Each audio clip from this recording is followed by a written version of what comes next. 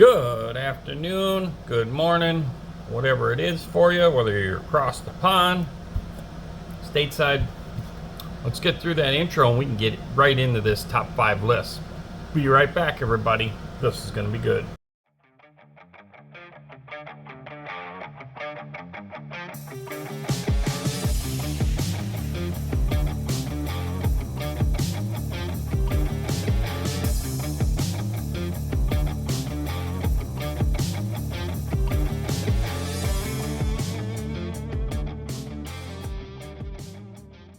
Alrighty, so as the logo says in the thumbnail, we are going to talk Tamiya kits. Tamiya, however you want to say it. I've said it both ways over the past few decades. I was introduced to this company many years ago, well, many decades ago, just based through RC racing stuff is when I first encountered Tamiya. Basically, a lot of you may know the Grasshopper and the Hornet. They were probably some of the biggest sellers and very affordable RC cars that you could get replacement parts for. They used to sell just tons and tons of aftermarket stuff for them too. As young kids, we were, Parma had like different bodies and all that stuff, so we'd make street rods out of the chassis, put like 41 Willys bodies. There was lots of different bodies back then. So anyhow, we're getting sidetracked. My top 5 Tamiya kits. Starting with number 5 is going to be the Nissan 240Z. This is a cool kit. This is the second one of these I've gotten. I've started one of these. Definitely will have to show you guys kind of an updated where we're at type of build. It's in one of my bins. Basically where I've gotten stopped on it is that I went crazy with it and it's going to be a drag car. So I've always just loved the sleekness of this Nissan, the 240Z. Really cool design. I've seen a lot of these things as drag cars over the years, and in fact I did a narrowed up Ford 9-inch for one of these way back in the day. That was already converted over to a blown small block Chevrolet that was back half. So really cool. Love this body style. My number 4 is the 89 C9 Sauber Mercedes race car. This is a really neat kit. Both me and my son have this kit, and the plan is to do a father-son buddy build. When we both have time, it'll probably be a Christmas time thing where he's on vacation, I'm on vacation, and we can just sit out and jam on these things. I don't know what he's gonna do with his, but I think I want to stay true to the box art. This car is really a beautiful car. The one thing that we both need to do here soon is to find out if there's any additional like photo etch parts to just really bring this thing to life.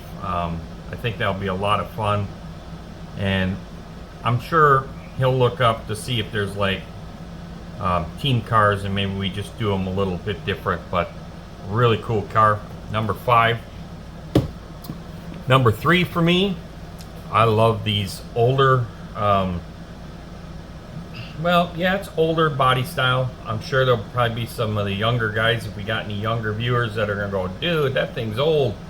But these things are cool. This thing has this muscle car vibe on this thing, and this is the Nissan 2000 Skyline.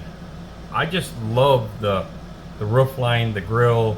The only thing I don't care for is the rear fender flares. So I have a lot of thoughts on converting this thing over into a drag car as well. It's going to be really cool. I really have some really neat concepts and things that I want to do to build a badass JDM car. I love certain JDM cars. Some of them I have not seen in model form, like your older Datsuns, some of the older Toyota Corollas. You know, I'm talking like 70s and 80s Datsuns and Toyota Corollas. Those things there if I can find those body styles, you're going to see a lot of JDM stuff coming off of here for a little while. So that was number 3. Number 2, this is a very special kit to me too. This one was gifted to me by a viewer, and a guy I'd like to consider as a good friend as well. This is the Tyrrell P34 6-wheeler. These are it's really a neat engineering concept from way back in the day, what they were trying to do with this thing. And a lot of the articles that you read about it, there's starting to be some more videos that, at least that I've been finding on YouTube, that I can watch. But just really a neat story behind this thing. This one here is the one that you can motorize right there. So I don't know, I think that's what I'm going to lean towards on this. They do sell a larger scale, because this one here is 1/20th. They do sell one that's larger, quite expensive. You know, Tamiya kits are a little bit more money. And I may just break down someday and buy the big boy, make the big boy as a model that's just fully detailed. And this one here, I might honor it to make it actually powered. Not that we're going to run it or play with it, but just the fact that we can do it, I think that'd be really cool. But really cool kit. So that was my number 2. And you're probably thinking, man, if that was his number 2, what the hell was his number 1? Well, this is a car that I've always loved, and there's been different versions of these Jaguars. But this one here is, the delivery has always just intrigued me, and that's the Jaguar XJR. This is the 9LM. This is such a cool kit. This is going to be one that we're definitely doing box art on, and we're going to probably try and throw the kitchen sink at this car at some point in time. Really cool kit. You don't see these as much anymore. I have the Hasegawa ones, or Hasegawa, I think that's how you say it, but very lucky to get this one here.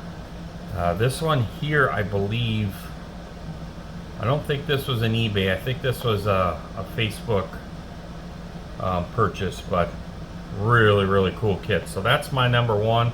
I love these Jaguars. I love the paint scheme that this thing had.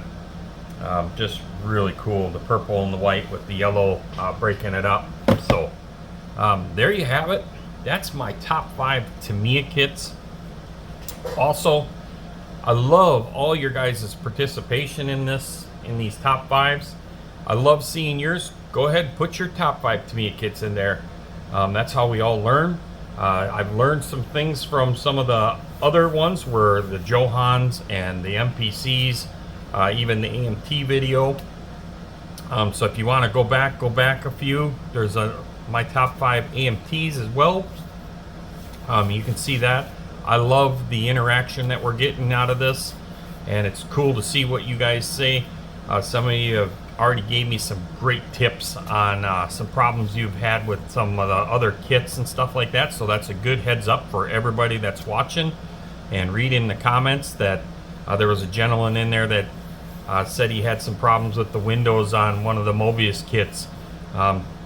That's great information, right? Because now the rest of us can kind of double check our kits and do a little extra test fitting just to make sure that the windows are all fitting. So all that information is very valuable to everybody watching. So thank you to everybody that's participating. Thank you to everybody that's commenting. I really appreciate it. It's an honor to have all you fine folks viewing these top 5s. So we're gonna let you get back to your day.